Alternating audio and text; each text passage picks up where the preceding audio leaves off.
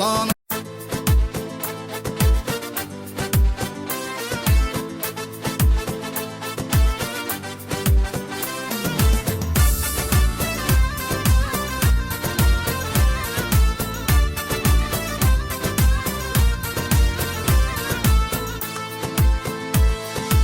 Ordun varsa namusun var, şerefin var, şanın var. Ordun varsa ezanın var, bayrağın var, dinin var. Ordun varsa vatanın var, cananın var, canın var. Ordun varsa vatanın var, cananın var, canın var. Gökte kartal, yerde aslan, dağda bozkurt ordusu. Var olsun yiğit Mehmetler, yaşasın Türk ordusu. Var olsun yiğit Mehmetler, yaşasın Türk ordusu.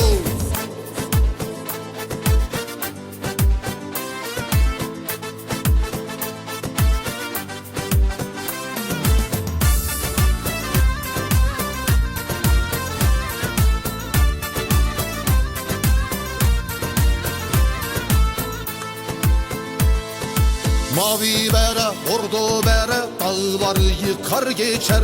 Siyah bere, namlusunda şimşekler çakar geçer. Söz konusu Türklük ise cihanı yakar geçer. Söz konusu Türklük ise cihanı yakar geçer. Gökte kartal, yerde aslan, dağda bozkurt ordusu. Var olsun yiğit Mehmetler, yaşasın Türk ordusu. Var olsun yiğit Mehmetler, yaşasın Türk ordusu.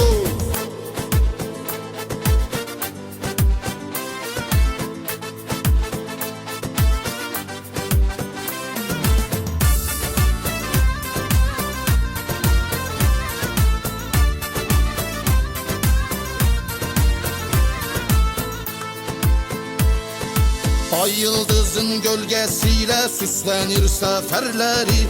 İstiklaldir, istikbaldir, şanlıdır zaferleri. Ölümleri öldürüyor Türklüğün neferleri. Ölümleri öldürüyor Türklüğün neferleri.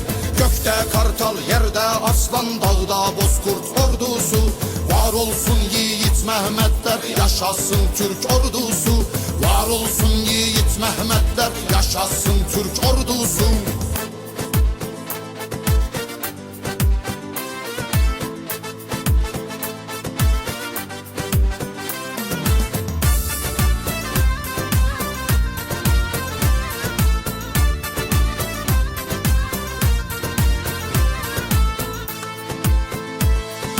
Sancağı yere düşürmez, çalar istiklal marşı. Leke değdirmez bayrağa, durur cihana karşı. Ozan Erhan Türk'ün sesi, inletir arzı arşı. Ozan Erhan Türk'ün sesi, inletir arzı arşı.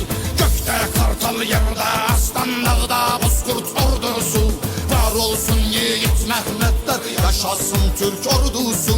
Var olsun yiğit Mehmetler, yaşasın Türk ordusu.